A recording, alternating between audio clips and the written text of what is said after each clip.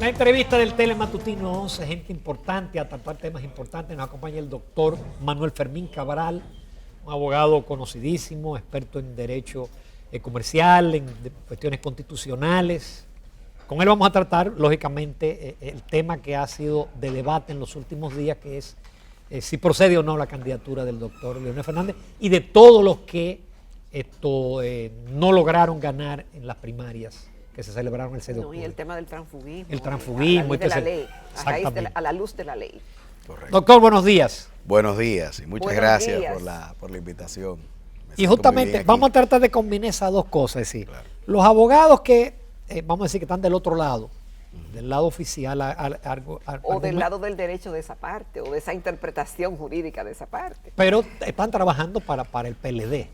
Porque están designados, claro. están trabajando Son para el PLD. abogados Es decir, del hablan PLD. del artículo, del párrafo 4 del artículo 49 de la ley de partido Correcto. y del 134 de la ley del régimen electoral. Correcto. Y claro, se saca a colación que todo eso se era para evitar el transfugismo en los partidos políticos, una práctica muy deslenable que ha sido corriente en la República Dominicana. Bueno, Ramón y Jacqueline y todos los amigos televidentes, lo primero es entender qué es el transfugismo a la luz de esa legislación. El numeral 4 de ese artículo 49 de la ley de partidos, que es el que inicia, ¿no?, esta discusión, este debate que a propósito ha puesto en escena pues los abogados, en este caso ahora del Partido de la Liberación Dominicana, porque esta disposición, Ramón, pues claramente no se refiere al presidente Fernández, al caso del presidente Fernández, en tanto que el presidente Fernández no llegó a alcanzar la nominación, no llegó a alcanzar la condición de candidato, que es lo que refiere la ley. Por eso yo siempre digo, bueno... Pero dicen que el espíritu del legislador era, Bueno, que fue un gazapo.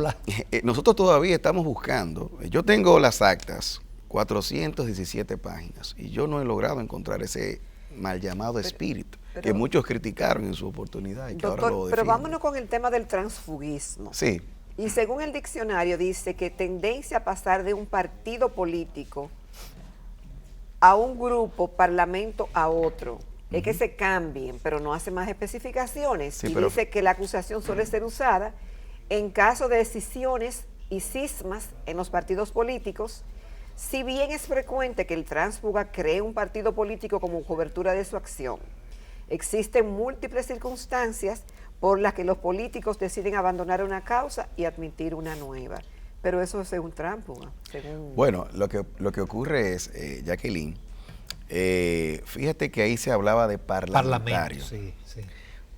La ley dominicana toma como referencia una definición que de hecho está en Wikipedia, que a su vez se toma del modelo español, porque se refiere a un sistema parlamentario. De hecho, en el artículo 2 de la ley electoral, que es donde se define el tránsfuga, pues se habla de representantes, de cargos de representantes, es decir, cargos de representación. Es decir, ya escogidos. Ya escogidos, pero se refieren básicamente a legisladores. ¿Por qué? Porque en los modelos parlamentarios los gobiernos se forman de las mayorías parlamentarias.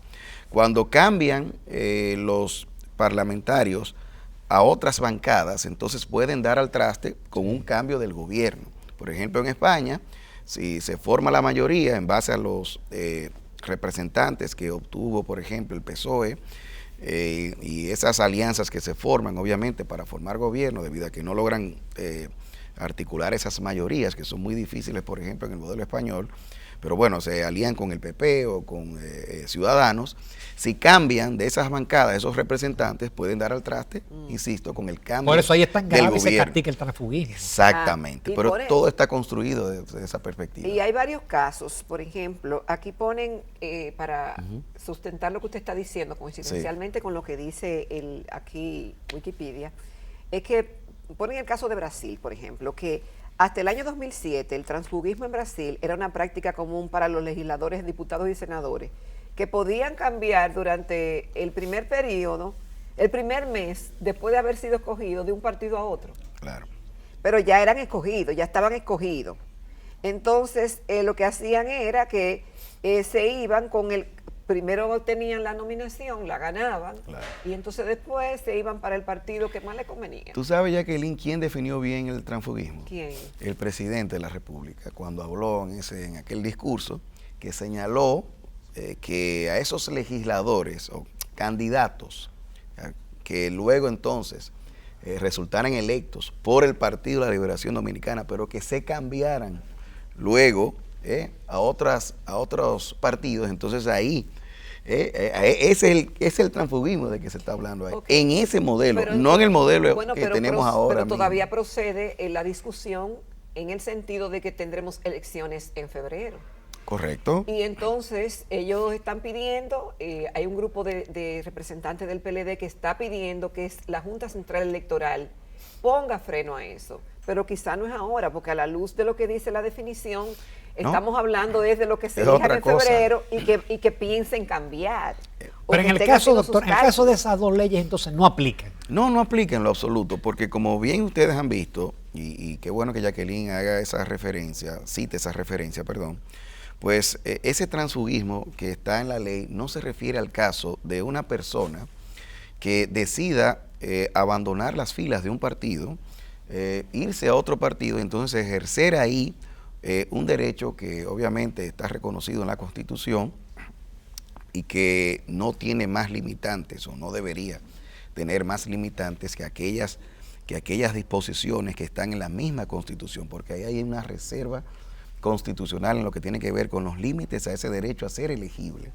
Y ahí eso, ahí yo siempre cito primero la decisión de la Suprema Corte de Justicia del 6 de febrero del 2002, donde claramente dijo, miren, esas condiciones de elegibilidad para ser presidente de la República no se le pueden añadir otras por la vía legislativa. Okay. Luego viene otra decisión del Tribunal Superior Electoral, la 19 del año 2012, que dice exactamente lo mismo. Y con algo interesante que hay que añadir, que es que el reglamento contencioso electoral que dictó el propio Tribunal Superior Electoral cita un principio que es el principio de vinculatoriedad, de vinculación entonces, que son vinculantes esas decisiones a todos los órganos electorales, incluyendo obviamente a la Junta Central Electoral. De manera que ese criterio es vinculante para la Junta Central Electoral. Y luego viene la decisión del Tribunal Constitucional en el año 2013, la sentencia 50-13, que es una sentencia que se dio a propósito de una acción directa que interpuso mi querido amigo el doctor Emanuel Esquia Guerrero, el doctor Esquia Guerrero, que de hecho ha hablado en su cuenta de Twitter y también públicamente, ha apoyado la postura de que el presidente Fernández no tiene limitantes. Y él lo hace con conocimiento de causa porque él fue el que interpuso esta acción directa. Entonces en esa decisión el Tribunal Constitucional pues dice, no se pueden añadir condiciones de elegibilidad para el cargo del presidente distintas a esas que están en el artículo 123 de la Constitución, que se refieren a la edad de los 30 años, a la nacionalidad, a que estar en pleno ejercicio de los derechos civiles y políticos y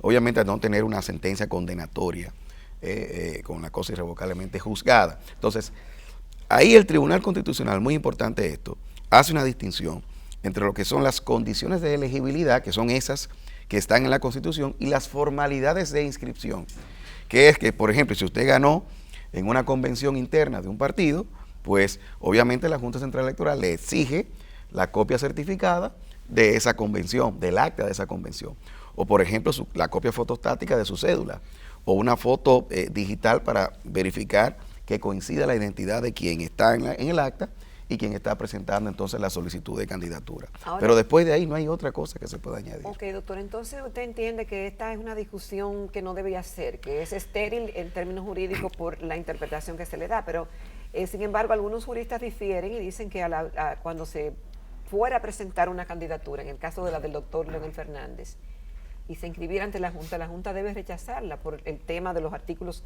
que Ramón citó anteriormente. Bueno, pero ese es el protocolo, pero terminará en el constitucional, ¿o usted entiende que ni siquiera hay que hacer eso? Bueno, yo entiendo que no hay que hacer eso. Insisto, para mí esto es un falso debate. ¿Por qué? Porque esas decisiones que yo he citado se le imponen a la Junta Central Electoral por una disposición de la Constitución. Bueno, la Constitución dice en el artículo 184 que los precedentes del Tribunal Constitucional son vinculantes. Y eso es un precedente vinculante a todos los poderes públicos y órganos del Estado. Es decir, que no es un tema que va dirigido a los tribunales, sino también a entidades, en este caso como la Junta Central Electoral. Pero es que los otros temas de la ley de partidos, por ejemplo, el tema de que había que militar 5 años.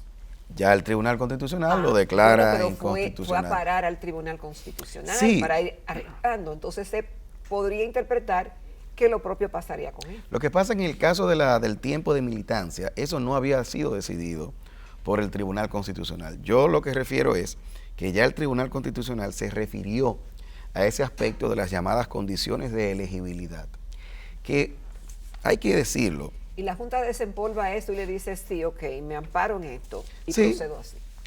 es como debería ser. Ahora, uno entiende, obviamente, que la Junta Central Electoral quisiera que el Tribunal Constitucional pues se refiriera pues lo más rápido posible sobre el tema para disipar cualquier duda. Pero perdón, Manuel, yo iba a esa parte, porque Exacto. resulta que hay un recurso de un PLDista que perdió la precandidatura. Correcto. Incluso a ese recurso se suman, me gustó la palabra, intervención voluntaria o Sí. amicus curiae. Así es. Es decir, 3 ex jueces de la Suprema Corte Correcto, de Justicia y un correcto. ex juez del Tribunal Constitucional. Así Entonces, es. da la impresión como que todo el mundo o una buena parte está de acuerdo con que tiene que haber un pronunciamiento del Tribunal Constitucional, Sí. aunque ya haya un precedente. Ahí yo pienso que, Exactamente. Ramón, que Y hay además para legitimar la acción, porque Claro. sabemos la crispación y los intereses que hay, no disimulados de que se rechacen ciertas candidaturas. Claro, o sea, así lo ha dicho el nuevo presidente del Partido de la Liberación Dominicana. Este ciudadano pone esa acción directa de inconstitucionalidad, entonces a partir de ahí se genera un plazo para que los interesados intervengan en esa acción directa. Entonces, bueno, el PLD, de hecho, lo que hizo fue una intervención en esa acción a través de sus abogados, que son los que se citan, ¿no?, en esa instancia. Y estos 3 ex jueces de la Suprema Corte de Justicia, que me parece muy interesante que hayan hecho esa intervención porque son quienes redactaron esa decisión histórica de la Suprema Corte de Justicia del año 2002, la que yo he citado aquí al inicio, la del 6 de febrero del año 2002, y que es una decisión, importante esto, que conforme al artículo 277 de la Constitución, es una decisión que no puede ser examinada o revisada. Ese criterio... Porque fue en función del Tribunal Constitucional. Exactamente, Ramón. Y ya esa es una discusión vieja que hemos tenido aquí con otros casos, con otras situaciones, pero que es importante resaltar, porque, en efecto, el propio Tribunal Constitucional, yo decía anoche en una actividad que estaba, en un evento académico, en una decisión reciente, que es la sentencia 352-2018, a mí me gusta citar las decisiones, sobre todo para que los estudiosos no me crean a mí, sino que vayan a la fuente, ¿no? Vayan a la decisión misma del Tribunal Constitucional, que es lo que uno quisiera ver, ¿no?, de parte de mis amigos, que también citen las decisiones, porque a veces citan decisiones que no tienen nada que ver con el caso.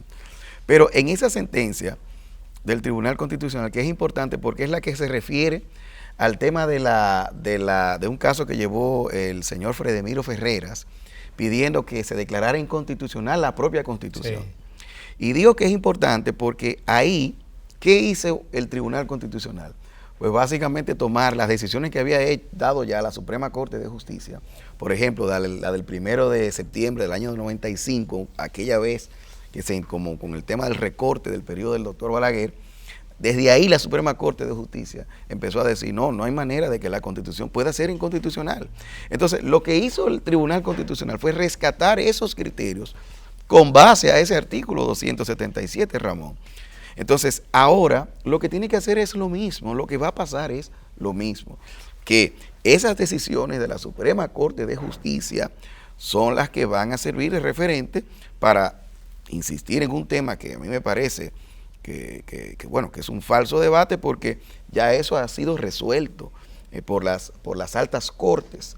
Y de hecho, también, si quisiéramos añadirle más leña al fuego, el artículo 74, numeral 4 de la Constitución habla de que si hubiese un problema de interpretación, si hubiesen dudas respecto a si se le aplica o no al presidente Fernández esta prohibición, pues se resuelve favorablemente para él, porque la interpretación tiene que ser favorable para el titular del derecho y para la efectividad de su ejercicio. ¿Pero quién lo puede hacer eso? ¿La Junta? La Junta Central Electoral, porque es bueno que tú señales eso no tampoco le compete a un tribunal.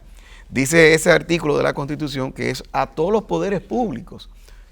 Los poderes públicos están obligados a interpretar y a aplicar favorablemente esa disposición que regula el derecho fundamental, en este caso, a ser elegible a favor del titular. ¿El titular quién es?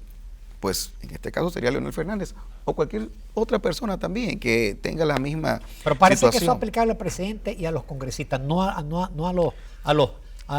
los municipios. Exacto, exactamente. Es decir, los candidatos a alcalde o regidor no pueden alegar eso. Muy buena acotación que yo vi, de hecho, en este mismo programa, a un jurista con mucha formación, que es Manuel Ulises Bonelli, que hacía ese señalamiento, que es de que en el caso de los alcaldes y de los regidores y directores municipales de los distritos municipales, ahí la Constitución sí establecía eso de que esos requisitos también de conformidad con la ley, porque es una salida que se utiliza siempre de que además de los requisitos que están en la Constitución, la misma Constitución establece que también se podrán añadir otros de conformidad con la ley. A ellos sí se le aplicaría la ley. Exactamente. Pero no lo dice en el caso presidencial ni congresual. Exactamente. Vamos a hacer una breve pausa, doctor Manuel Fermín Cabral. Volvemos en unos minutos con esta conversación tan interesante. Quédense con nosotros.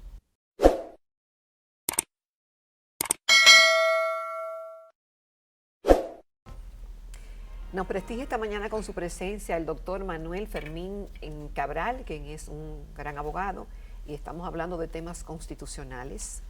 Justamente ayer celebrábamos la Constitución, sí, que debemos conocerla todos más, ¿no, doctor? Así es. Y a la luz de todos estos temas que han estado presentes y que estarán presentes, sobre todo en el área electoral, porque tenemos elecciones el año que viene, el papel del Tribunal Superior Electoral en medio de este panorama.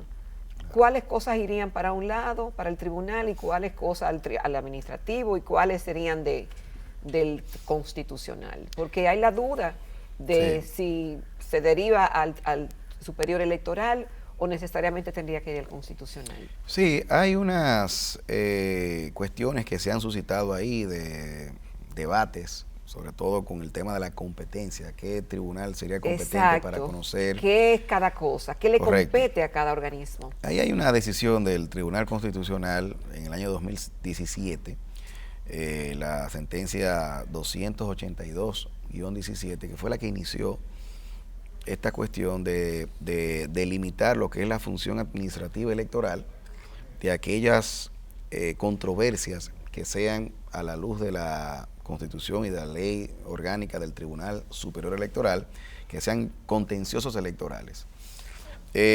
Básicamente la competencia, yo creo, del Tribunal Superior Electoral pasa por dos cuestiones fundamentales. Uno, que se esté o no en un periodo de elecciones, que ahí, producto de las atribuciones que directamente le da la Constitución, durante el periodo de las elecciones, pues sirve como un tribunal de cierre de las decisiones que emanen de las juntas electorales. Las juntas electorales, que son las juntas, la manifestación de la descentralización de la organización electoral, en este caso a cargo de una máxima entidad jerárquica, que es la Junta Central Electoral. Y después los conflictos intrapartidos, es decir, los conflictos que se generan a lo interno de los partidos, producto de temas de candidaturas, etcétera, como fue de hecho el conflicto que se generó y que se llevó como una demanda en referimiento ante el Tribunal Superior Electoral, donde a pesar de que nuestros adversarios intentaron de que el Tribunal Superior Electoral pues no conociera de ese aspecto, pero el tribunal ratificó. ¿De qué hablamos? Del tema del referimiento que nosotros, yo particularmente como abogado del presidente Fernández, interpusiéramos en días recientes, que tenía por objeto para que la Junta no proclamara, suspender exactamente el cómputo definitivo y la proclamación. Ahí el Tribunal Superior Electoral retuvo la competencia, a pesar de que involucraba a la Junta Central Electoral. La retuvo porque en definitiva se estaba peleando una candidatura interna del Partido de la Liberación Dominicana. Y fue muy interesante la decisión en ese aspecto porque, insisto, ratificó los poderes que tiene el Tribunal Superior Electoral para resolver ese tipo de controversias. Y obviamente que se refirió, y nosotros respetamos esa decisión, no pedimos juicio político, ni mucho menos, contra esos honorables jueces que simple y llanamente dijeron, mira, aquí no hay un daño inminente, sino que con posterioridad el presidente podrá pedir la nulidad, por ejemplo, de esas primarias. Fermín, pero parece que el límite entre lo que es administrativo y contencioso como que es difuso. Es difuso. Porque recuerdo dos casos, si la memoria no me falla, cuando el tema del arrastre, que la Junta Central Electoral decidió el híbrido, de que unas provincias eran por otras no, ahí fue el Tribunal Superior Administrativo que se pronunció. Correcto. Pero sin embargo, el 28 de octubre de este mes, el Tribunal Superior Electoral se pronunció con el tema de la cuota. Así es. Sí, Ramón, ahí en el tema de la cuota había una cuestión que como correspondía a los partidos presentar ese listado de candidatos ya electos respetando obviamente el tema de la cuota, pues ahí pudo retenerse la competencia. Pero ciertamente es un tema de muchos debates que no son de ahora, insisto, sino que vienen desde el año 2017. En los distintos centros académicos se ha discutido mucho esto.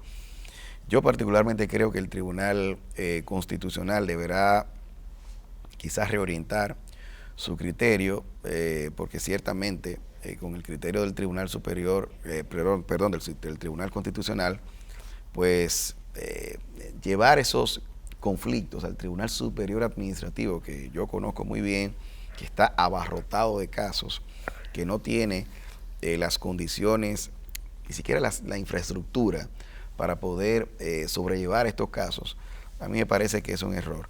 Entonces, creo que el Tribunal Superior Electoral va a tener que ser la entidad con la competencia exclusiva para conocer esos conflictos, porque de lo contrario, por la misma prisa que impone el calendario electoral, no va a ser posible que esos diferendos se resuelvan en un tiempo razonable para todos los interesados. Pero es que ahí dicen algunos que hay tiempo más que suficiente, doctor. Entonces ahí es que está la duda. Porque no. ¿Cuándo deben ser dilucidados estos temas a raíz de la ley? Bueno, lo que pasa es que ahí hay algo interesante que hay que decir. La ley de partidos, en su artículo 51, si mal no recuerdo, establece un plazo para la presentación del listado de candidatos que han resultado ya electos a la luz de lo que son los procesos internos, dice. Y esos procesos internos podrán ser tanto las primarias, pero también la convención de delegados, las encuestas, todos aquellos que se refieren también en la ley de partidos. Eso no es el 18 de noviembre. Correcto. Entonces, ¿qué ocurre? Que luego de esa ley de partidos, que a propósito la misma Junta Central Electoral hizo un calendario a partir de ella, vino entonces la ley de régimen electoral. Y la ley de régimen electoral pues habla de un plazo distinto en lo que llama la propuesta de candidaturas.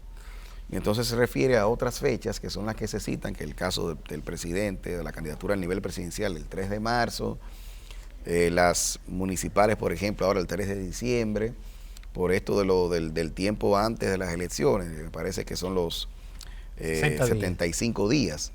Entonces, ese aspecto ahí pues quedó medio confuso. Sin embargo, la Junta Central Electoral publicó unos calendarios y una resolución, y a partir de ahí entonces uno puede tener más o menos claro cómo será esto de la inscripción de las candidaturas. Hay otro tema, que es que las coaliciones o pactos, que obviamente deben producirse cuando ya se conozca cuál sería el escenario de las candidaturas, pues tienen unos plazos distintos también, que van, en el caso de los 90 días antes de las elecciones, en este caso de las de febrero, que son las municipales, y luego vendrían las del 17 de mayo, que son las presidenciales y congresuales.